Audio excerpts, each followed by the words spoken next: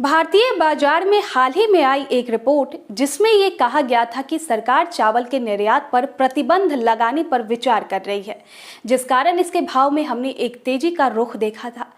हालांकि अभी तक इस संभावित खबर पर सरकार की तरफ से कोई आधिकारिक निर्णय नहीं लिया गया है। वैश्विक चावल बाजार में भारत की हिस्सेदारी 40% है, तो ऐसे में चावल निर्यात पर प्रतिबंध की संभावना से बाजार में हलचल मचना तय है।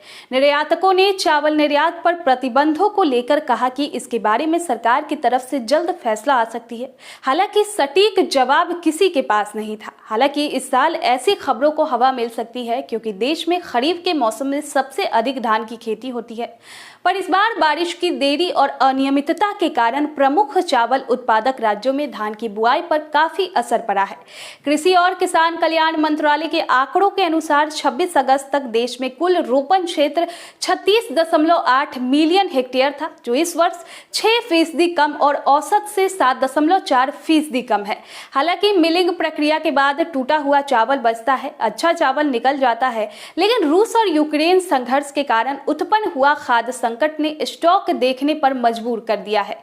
युद्ध के कारण खाद्य आपूर्ति पर अंकुश लगा दिया गया है। टूटे हुए चावल की बहुत अधिक मांग को बढ़ाने का कार्य कर दिया गया है। बता दें कि चीन और वियतनाम सहित प्रमुख आयात करने वाले देशों ने भारतीय टूटे हुए चावल या ब्रोकन राइस जिसे कहते हैं उसकी भारी मात्रा में खरीदी की है, जबकि घरेलू फीड उद्योग की मांग में भी वृद्धि हुई है।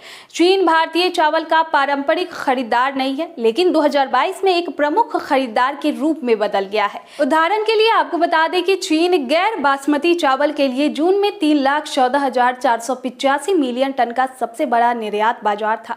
उल्लेखनीय है कि इस बार देश में बारिश की अनियमितता के कारण खरीफ फसलों की बुआई प्रभावित हुई है। धान की खेती पर सबसे ज्यादा असर पड़ा है। पश्चिम बंगाल, उत्तर प्रदेश, छत्तीसगढ़, झारखंड और बिहार जैसे बड़े धान उत्पादक राज्यों में धान की खेती का रकबा घटा है। वहीं दूसरी तरफ सरकार ने इस साल धान खरीद का लक्ष्य पिछले साल की तुलना में थोड़ा अधिक ही रखा है।